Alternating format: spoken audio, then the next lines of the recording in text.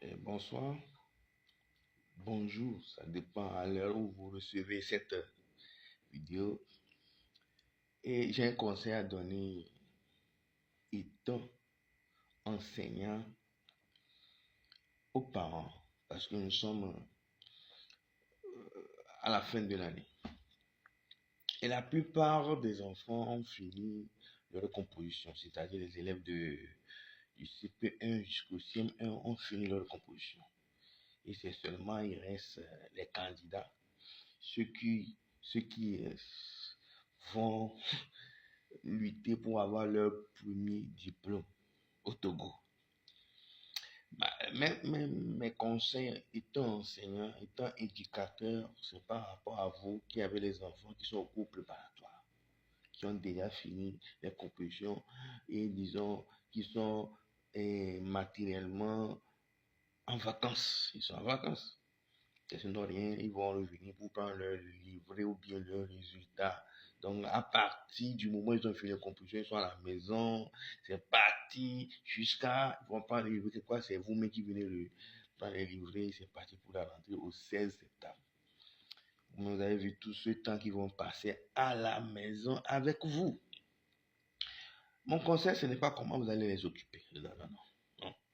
C'est un conseil par rapport surtout aux élèves du cours préparatoire. Je vais laisser d'abord avec eux d'abord.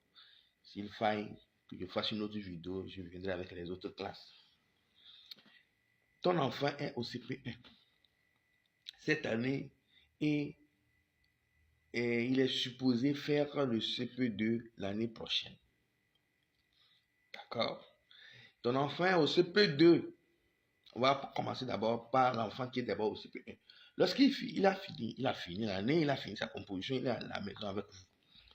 Ce n'est pas le moment de lui mettre dans ses mains les tablettes. Ils ont des tablettes, de lui foutre les tablettes dans les mains. On ne lui dit pas de ne pas lui donner. Mais, mon conseil, l'enfant qui est au cours préparatoire, l'année prochaine, il va aller au CP2. Là-bas, ils écrivent beaucoup plus qu'au CP1. Je vous conseillerais de lui procurer un manuel d'écriture.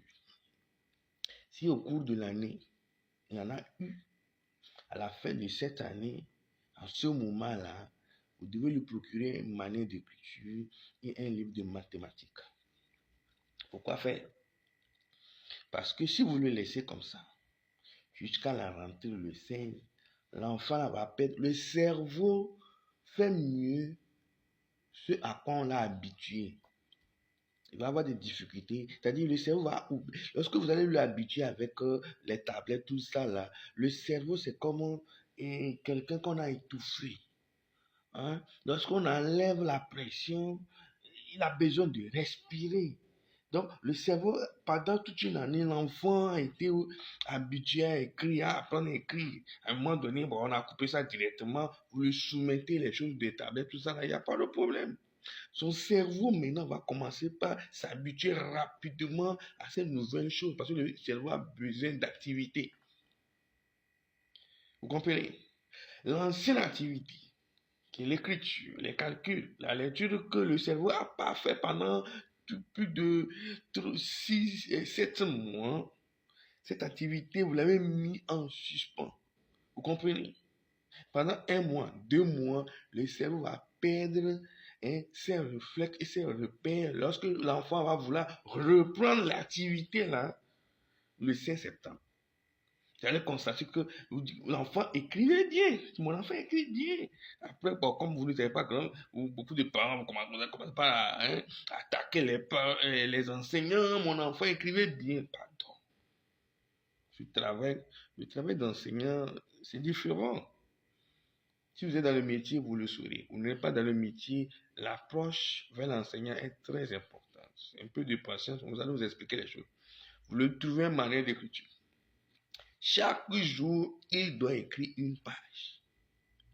S'il a fini d'écrire la page, vous trouvez un livre de mathématiques où il calcule directement dedans. Le livre de mathématiques qu'il a eu à utiliser au cours de cette année.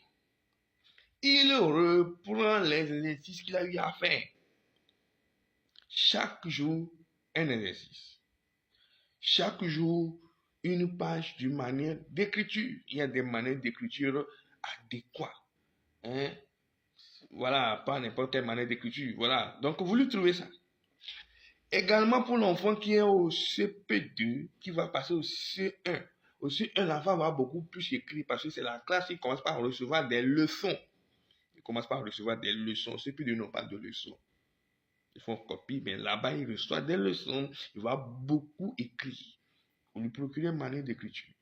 Chaque jour, une page. Chaque jour, une page. Vous comprenez? Il faut qu'il continue par écrire. Même s'il écrivait très bien, continue par lui donner une manière d'écriture. L'enfant qui est au CP2, vous lui trouvez un livre. Il y a des romans illustrés, hein, pas des romans sans images, avec beaucoup de textes. Non, vous allez fatiguer son cerveau. Vous trouvez un roman illustré avec moins de texte, d'accord, pour que son cerveau puisse garder, hein, puisse garder ses repères d'imagination et ses réflexes. Que l'enfant puisse lire, chaque jour l'enfant puisse lire, trouver des livres comme ça. Et surtout, le manuel d'écriture est très important pour l'enfant qui est au CP2 jusqu'à la rentrée. Il va garder l'habitude de bien écrire.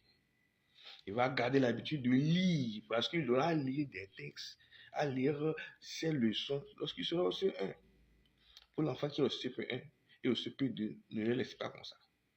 Lorsqu'il aura fait ces activités-là, vous comprenez, surtout le livre de mathématiques est bon aussi conseiller pour l'enfant qui est au CP2. Chaque jour, il reprend l'exercice qu'il a eu à faire.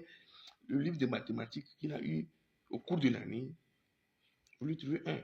Il y en a sur le marché, il reprend un exercice chaque jour pour garder le cerveau en éveil. Après ces activités, il peut faire ce qu'il veut. Si vous voulez lui donner les tablettes ou bon, voilà. Mais par jour, il faut que au moins 20, 25 minutes, 30 minutes, il faut que les activités auxquelles son cerveau a été habitué au cours de l'année, là, vous ne lui, faut pas lui, hein, en privé. C'est important. Comme ça, à la rentrée, les enfants sont toujours dans un, voilà, ils n'ont pas été coupés. Voilà. Sinon, quand ils arrivent, ils désapprennent. C'est-à-dire, ils oublient carrément tout. Difficilement qu'ils arrivent à écrire leur nom. Vous comprenez? Vous avez dit que mon enfant écrivait bien. Il écrivait bien. Il a fait 2 mois à la maison. Il n'écrit plus. Il n'écrit plus. Il va perdre tous les réflexes. Et ça se perd. L'écriture, on perd l'écriture. La manière d'écrire, là, on le perd. Donc, c'est un conseil pour les parents du CP1, dont les enfants sont au CP1 et au CP2. Pas n'importe quelle manière d'écrire. Certaines manières d'écriture détruisent l'écriture des enfants. D'accord? À plus.